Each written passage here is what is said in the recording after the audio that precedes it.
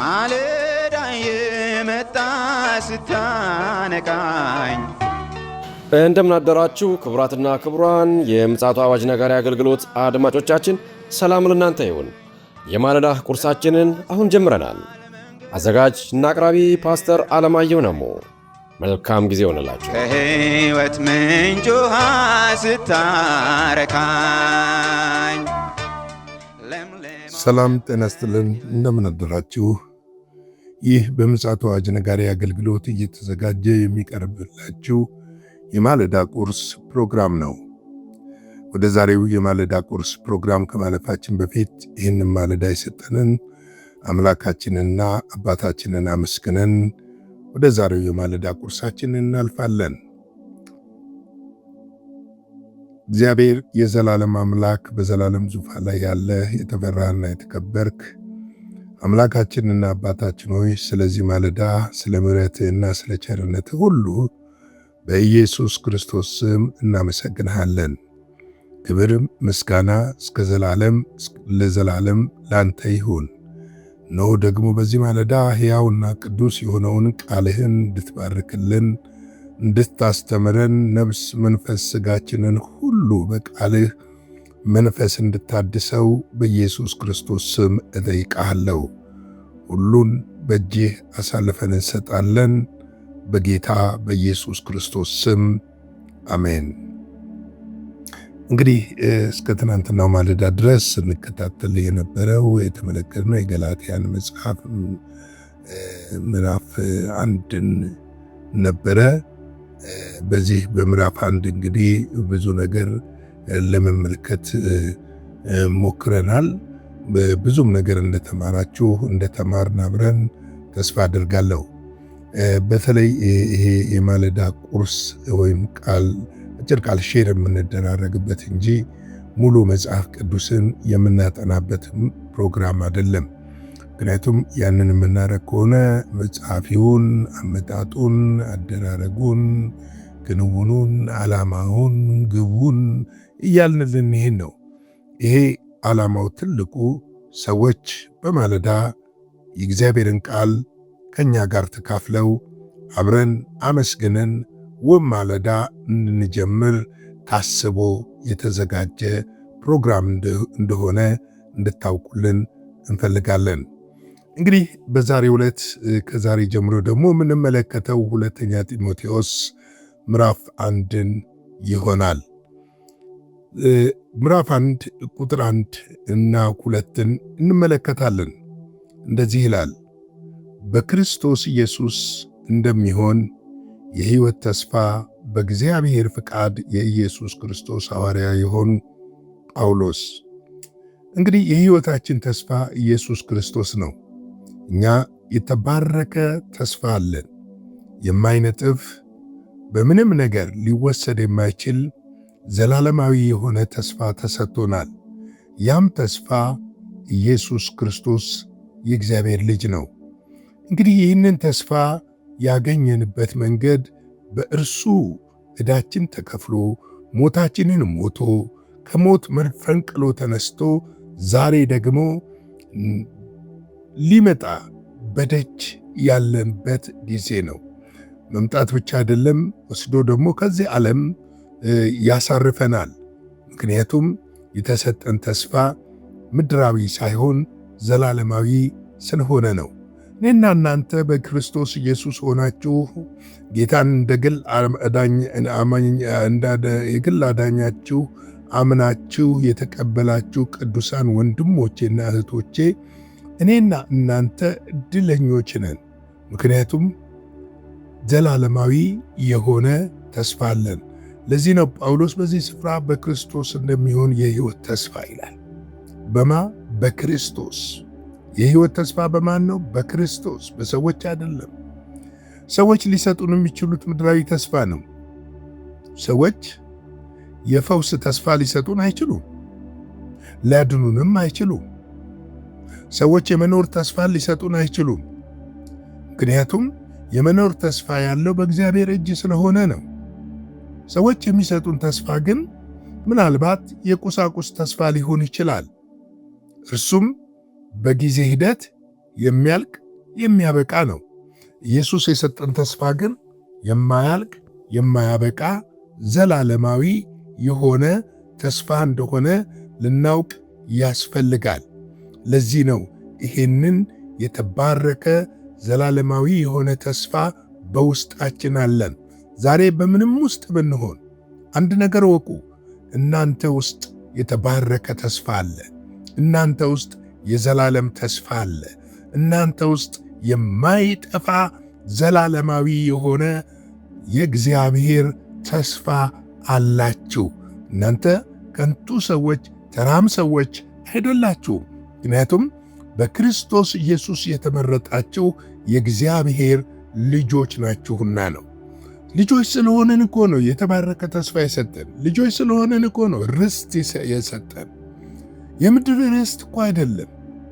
የምድር ርስት መንግሥት፣ ሰዎች፣ ሁኔታዎች ሊያስነሱን ይችላሉ።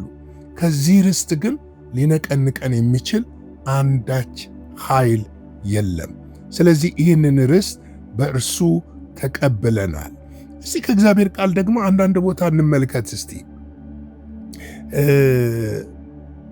በኤፌሶን 3:5-6 ላይ እንዲህ የሚል ቃል እናገኛለን። ይህም አሕዛብ አብረው እንዲወርሱ በአንድ አካልም አብረው እንዲሆኑ በወንጌል መሰበክ በክርስቶስ ኢየሱስ በሆነው የተስፋ ቃል አብረው እንዲካፈሉ ለቅዱሳን ሐዋርያትና ለነቢያት በመንፈስ አሁን እንደተገለጠ በሌሎች ትውልድ ዘንድ ለሰው ልጆች አልታወቀም ይላል። አሁን እንደተገለጠ፣ ለእኛ እንደተገለጠ፣ ለብዙዎች ይሄ ነገር አልተገለጠላቸው። ተመልከቱ፣ ይሄ ተስፋ የዘላለማዊ ተስፋ በቀላሉ የምናየውና በቀላሉ የምንመለከተው አይደለም። ለብዙዎች በጨለማ ውስጥ ነው ያሉ። ብዙዎች በሃይማኖት ውስጥ ይህን ተስፋ ይፈልጋሉ። ብዙዎች ሌሊትና ቀን በመጾም በአድባራትና በገዳማት በመክተም ይህንን ተስፋ ይፈልጋሉ። ይህ ተስፋ ግን የናዝሬቱ ኢየሱስ ነው። ራሱን አሳልፎ በመስጠት የተገለጠልን ተስፋ ነው። መንፈስ ቅዱስ የገለጠልን ሕያው የማያልፍ ዘላለማዊ ተስፋ ነው።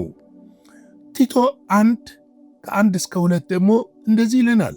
የእግዚአብሔር ባሪያ የኢየሱስ ክርስቶስ ሐዋርያ የሆንኩ ጳውሎስ በእግዚአብሔር ለተመረጡት እምነት እንዲሆንላቸው በዘላለም ሕይወት ተስፋ እንደ አምልኮት ያለውን እውነት እንዲያውቁ የተላከ ለዚህም ሕይወት የማይዋሽ እግዚአብሔር ከዘላለም ዘመን በፊት ተስፋ ሰጠ ይላል።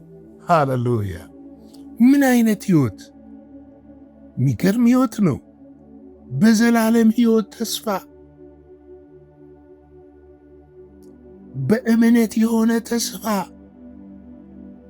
እግዚአብሔር ለማን ሰጠ? ለእኔና ለናንተ ሰጠ።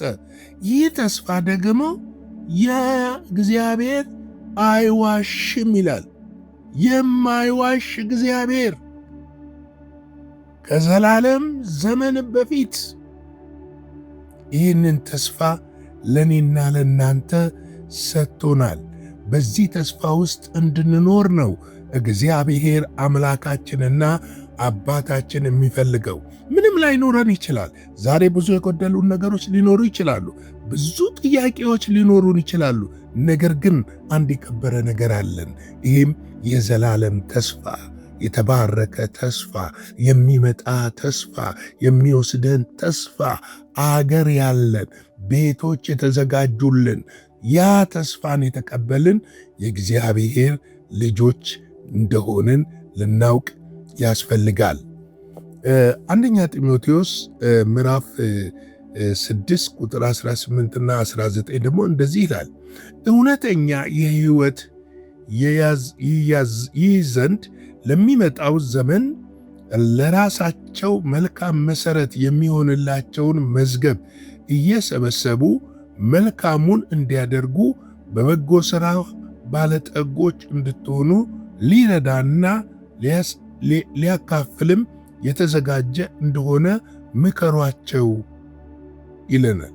ሊረዳና ሊያካፍሉን የተዘጋጁ እንዲሆኑ ሊረዱና ሊያካፍሉም የተዘጋጁ እንዲሆኑ ምን አድርጓቸው?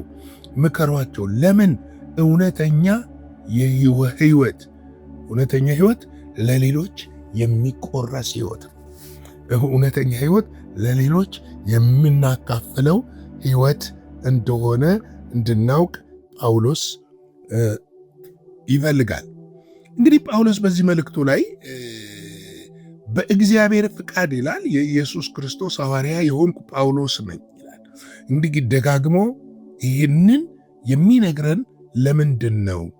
በመልእክቶች ሁሉ የጌታ የኢየሱስ ክርስቶስ ሐዋርያ እንደሆነ፣ በእርሱ የተመረጠ እንደሆነ፣ በእርሱ የተጠራ እንደሆነ፣ በሰዎች ምርጫ የሆነ እንዳልሆነ፣ ቃሉ ከእግዚአብሔርና የታመነ እንደሆነ ሁልጊዜ ደጋግሞ የሚነግረን የእርሱን ፍቃድ በማወቅ የእግዚአብሔርን ፍቃድ በማወቅ ተረተን በእግዚአብሔር እውነት ላይ ጸንተን ቆመን እንድንመላለስ ስለሚፈልግ ነው።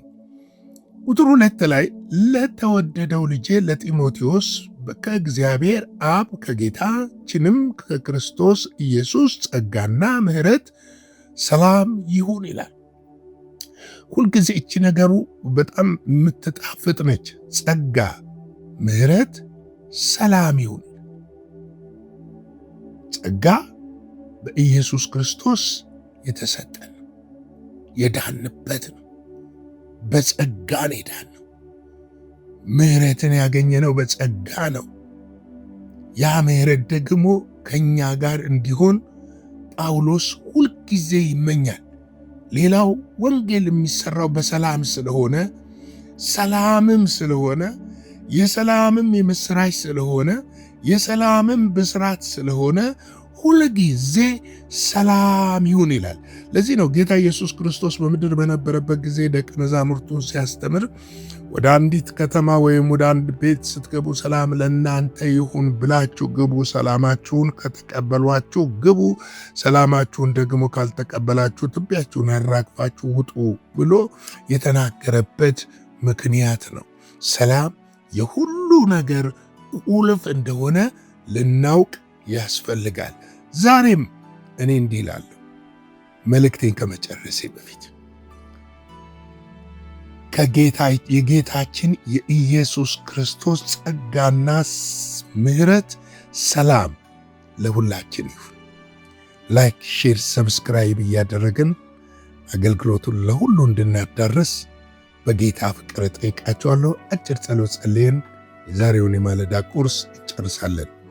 የዘላለም አምላክ እግዚአብሔር ሆይ ስለዚህ ማለዳና ስለ ምሕረትህ፣ ስለ ቸርነትህና ስለ በጎነትህ ሁሉ በክርስቶስ ኢየሱስ ስም እናመሰግናለን።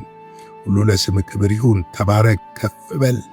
ጸጋና ምሕረት ቸርነትን ስላበዛህልን እናመሰግናለን። ይህንን ቀን ደግሞ ባርክልን፣ ከክፎች ሁሉ ጠብቀን። ሁሉ ለስምህ ክብር ይሁን። በኢየሱስ ጌታ ድንቅ ስም አሜን።